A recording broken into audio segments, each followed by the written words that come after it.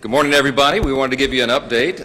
It's a very positive one. As you know, you've been following this for the last many months. We've had a lot of very deliberative conversation and deliberation amongst members. Everyone's been involved on the House side and on the Senate side as well.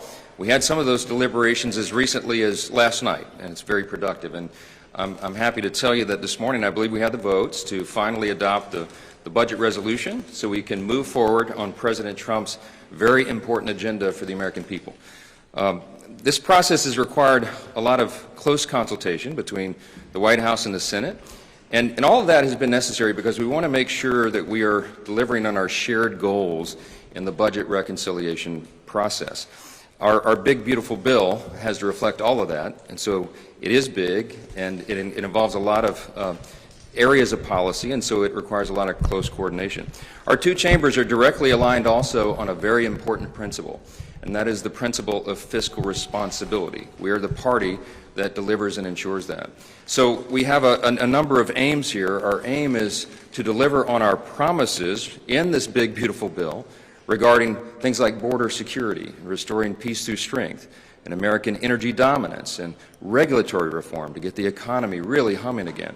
And of course also tax relief, tax reductions. We have to make the tax cuts permanent, and that's all involved and enveloped in this big effort, and all the other promises and priorities we made.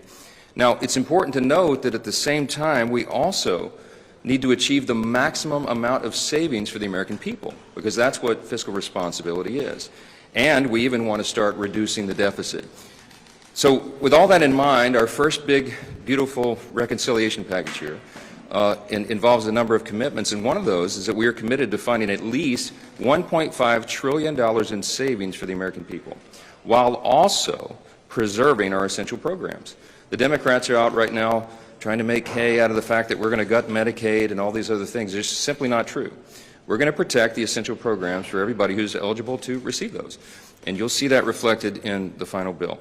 But I think it's very important for us to note that we'll be looking for $1.5 trillion in savings, and I can tell you that many of us are going to aim much higher and find those savings because we believe they are there. We want to make government more efficient, effective, and leaner for the American people. And I think that will serve every American of every party, and we're happy to do that. This morning we'll take the next big step in that process, and I just want to say I'm very happy to have our partners in the Senate working so closely with us as one team. One unified team, which is very important for us to deliver on all these objectives. And I can't tell you how much I thank Senate Majority Leader Thune for his principled, steady leadership and his resolve through this entire process, and I'm delighted to yield the podium to him next. Thank you.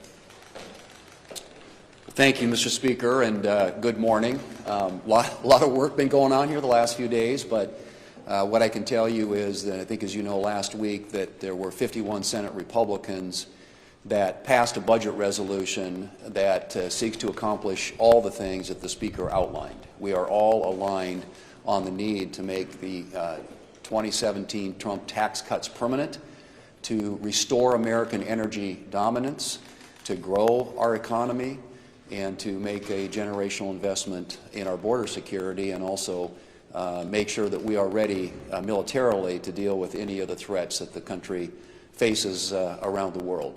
And those are all things that are addressed in this budget resolution, which is why it's really important that we act. The budget resolution, as you know, is the first step. It unlocks budget reconciliation, which is where all this can be achieved.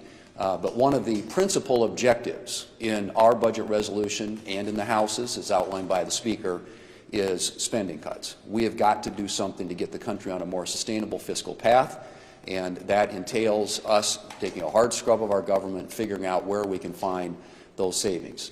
And our ambition in the Senate is we are aligned with the House in terms of what their budget resolution outlined in terms of savings.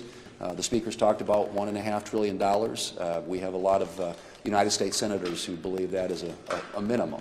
And we're certainly going to do everything we can to be as aggressive as possible to see that we are serious about the matter, not only of making our federal government more fiscally sustainable, but also deficit reduction, which is critical to a lot of our members in the Senate, and I know to his members in the House. So we're ready to move forward. I'm hoping that the Speaker and his team and his House colleagues can succeed today, get the budget resolution passed, and that will set us up for the next step in this process, which enables us to achieve all the things on President Trump's agenda, including those I just outlined. But absolutely essential that we work really, really hard to see what we can do to make government smaller, more efficient, and more accountable to the American taxpayer.